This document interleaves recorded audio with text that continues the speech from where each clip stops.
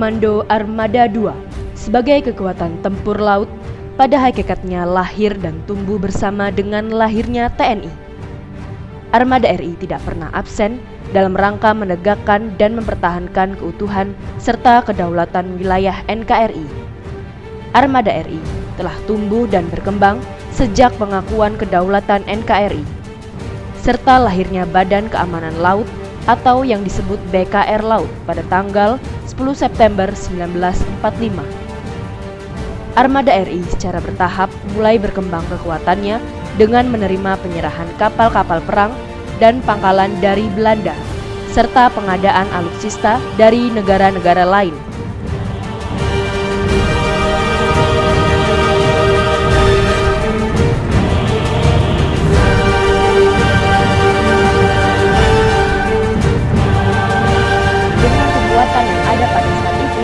Armada telah berperan aktif dalam menumpas pemberontakan di tanah air, seperti pemberontakan Andi Aziz, RMS di TII, dan PRRI Permesta. Komando Armada RI secara resmi dibentuk pada tanggal 5 Desember 1959, yang bertujuan membangun TNI Angkatan Laut serta modernisasi kekuatan Angkatan Laut yang sudah dicapai pada saat itu.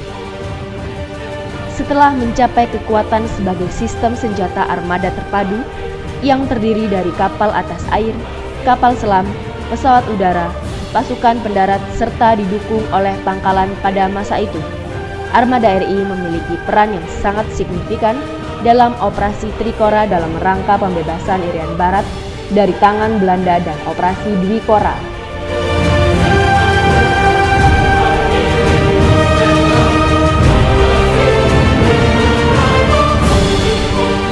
Dalam perkembangan organisasi, Komando Armada RI selanjutnya pada tanggal 5 Desember 1966 dikembangkan menjadi dua armada strategi dengan nama Komando Armada Samudra dan Komando Armada Nusantara. Perubahan di tingkat organisasi kembali dilaksanakan sejalan dengan instruksi Kasal nomor 5401 14 tahun 1970. Yang menetapkan bahwa kedudukan kedua komando armada tersebut divalidasi menjadi satu Komando Armada RI, yang pelaksana tugas-tugas pertahanan keamanan dilaksanakan oleh Eskader Barat dan Eskader Timur. Kedua eskader tersebut merupakan embrio dari satu kekuatan kewilayahan. Kemudian berdasarkan surat keputusan Kasal tanggal 20 Maret 1979, kedua eskader tersebut dilebur menjadi Eskader Nusantara berdasarkan surat keputusan Panglima ABRI nomor 171/2 Romawi tahun 1985 tanggal 30 Maret 1985.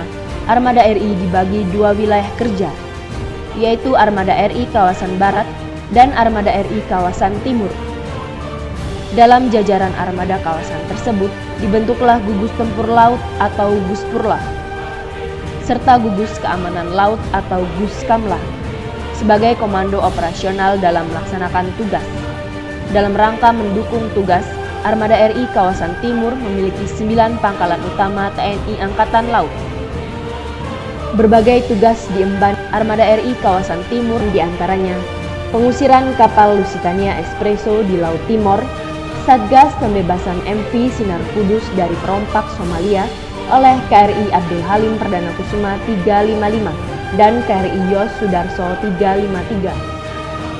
Sebagai implementasi dari pelaksanaan Peraturan Presiden Nomor 10 Tahun 2010 tentang susunan organisasi Tentara Nasional Indonesia yang direvisi dengan Perpres Nomor 62 Tahun 2016 tentang perubahan Peraturan Presiden Nomor 10 Tahun 2010, dibentuklah Komando Armada RI 3 yang berada di pangkalan utama TNI Angkatan Laut 14 di Sorong.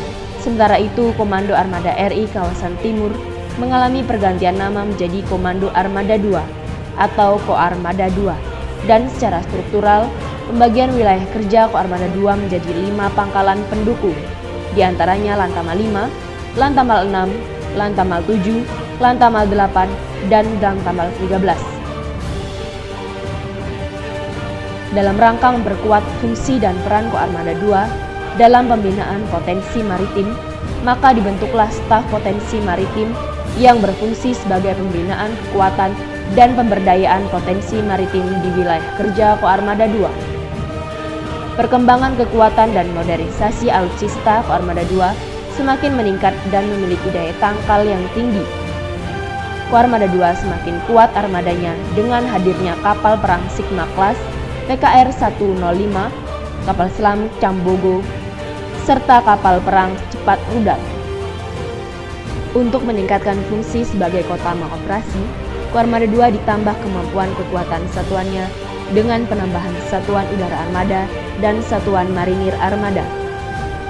Koarmada II melaksanakan pembinaan kemampuan dan kekuatan komponen sistem senjata armada terpadu atau SSAT, serta membina kemampuan peperangan laut, membina kesiapan operasional untuk melaksanakan OMP dan OMSP dalam rangka pengendalian laut, serta proyeksi kekuatan ke darat lewat laut dalam rangka penegakan kedaulatan dan hukum di laut sesuai kebijakan Panglima TNI, serta membina potensi maritim menjadi kekuatan pertahanan dan keamanan negara di laut yang bertanggung jawab terhadap KASAL.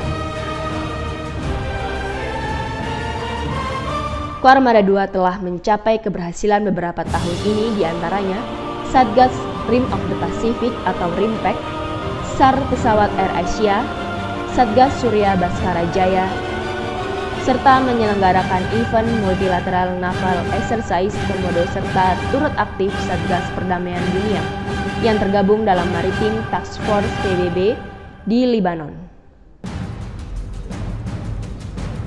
Koarmada II siap mendukung dan mewujudkan Indonesia sebagai poros maritim dunia demi kejayaan bangsa dan negara.